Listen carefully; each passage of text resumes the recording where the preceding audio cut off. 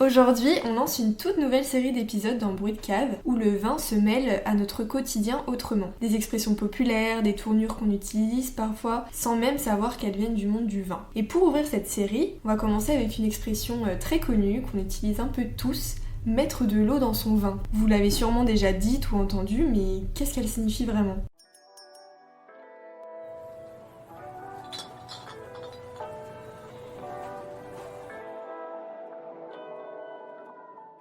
Alors Marido, mettre de l'eau dans son vin, c'est une expression qui veut dire quoi aujourd'hui ? Alors aujourd'hui, c'est une expression qui veut surtout dire faire un compromis, arrondir les angles, calmer le jeu. Mais à l'origine, c'est littéral, on mettait vraiment de l'eau dans son vin. Et c'est ce qu'on va explorer ensemble, l'origine historique, le sens moderne et ce que ça veut dire à la dégustation. Bon, et bien commençons alors par l'origine historique de cette expression. Qu'est-ce que ça veut dire ? Qu'est-ce qu'on faisait en fait ?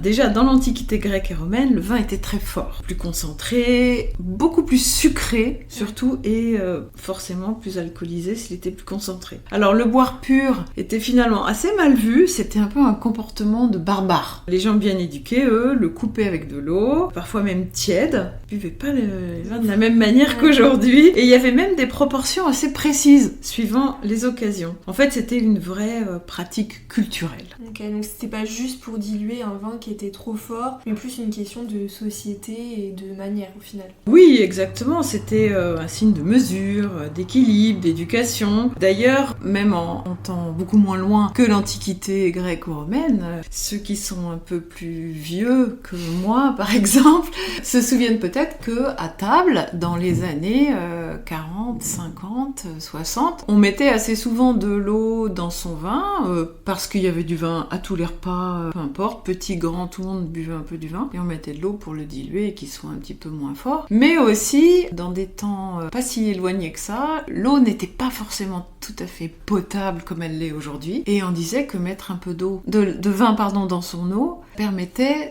de perdre un peu une partie des bactéries et de rendre l'eau plus potable. Donc c'est pas si loin que ça. Et voilà, d'où le glissement vers le sens figuré. En fait, ça veut dire un peu calmer ses ardeurs ou faire preuve de tempérance, on va dire. Et c'est resté aujourd'hui quand on met de l'eau, quand on dit qu'on met de l'eau dans son vin, c'est justement faire un pas vers l'autre, quoi. Voilà, tout à fait. On modère son opinion, on revoit ses ambitions à la baisse et on accepte de faire un compromis, tout simplement. Mais dans la vraie vie, est-ce qu'on met encore de l'eau dans son vin ? Oui, parfois, oui. Notamment dans les pays très chauds, par exemple, on peut mettre un glaçon dans un rosé, ou un trait d'eau dans un rouge un petit peu lourd. C'est parfois vu comme un sacrilège, forcément. Mais dans les faits, certaines personnes le font pour rendre le vin plus accessible. D'accord. Et en termes de dégustation pure, est-ce que c'est quelque chose que tu conseilles ? La réponse était un peu dans ta question, honnêtement non. Je pense qu'il vaut mieux travailler la température, la verrerie aussi, choisir les bons verres, ou les accords mets-vins. Finalement, en choisissant le vin qui convient bien, que mettre de l'eau, ça dénature forcément un petit peu le vin, ça le dilue, ça casse l'équilibre entre les arômes, l'acidité, les tanins ou même la structure. Alors, en y réfléchissant un petit peu, il existe quand même des astuces pour adoucir un vin sans trop le dénaturer. Et comme quoi, on met toujours de l'eau dans son vin ou...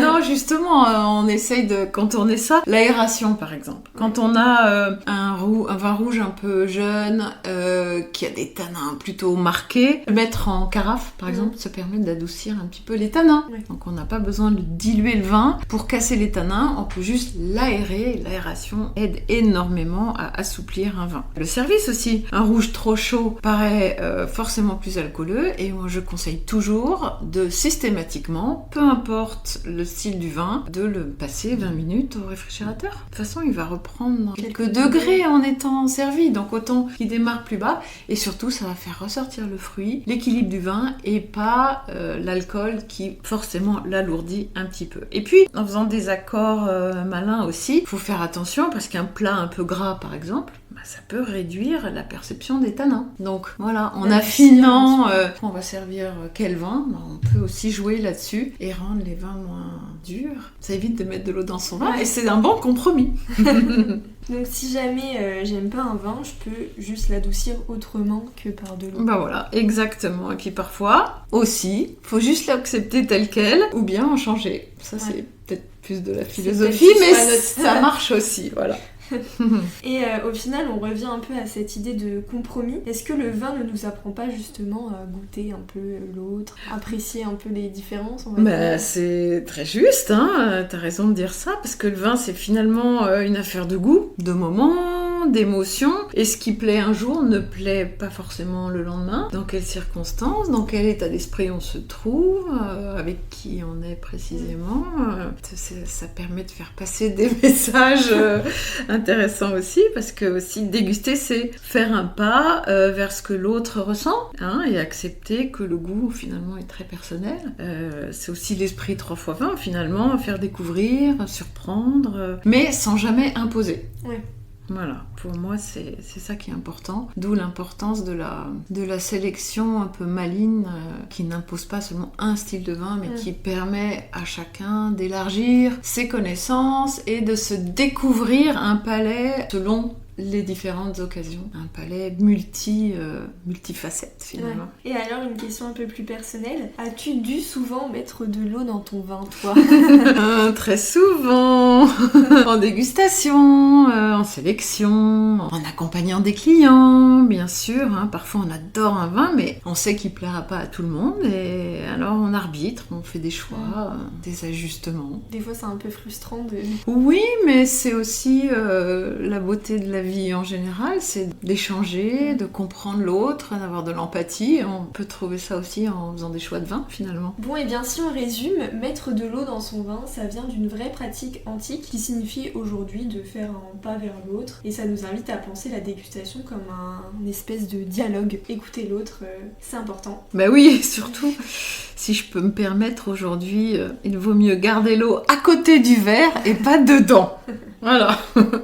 Et la semaine prochaine, on met les pieds dans le vin, cette fois. Mais cette fois, on plonge vraiment dedans. On vous explique ce qu'est la macération. Ce moment clé où tout commence à prendre couleur, goût et surtout caractère. En attendant, vous pouvez retrouver tous nos autres réseaux, Instagram, Facebook, YouTube et Pinterest, et bien plus sur 3x20.com pour retrouver nos pépites d'artisans vignerons.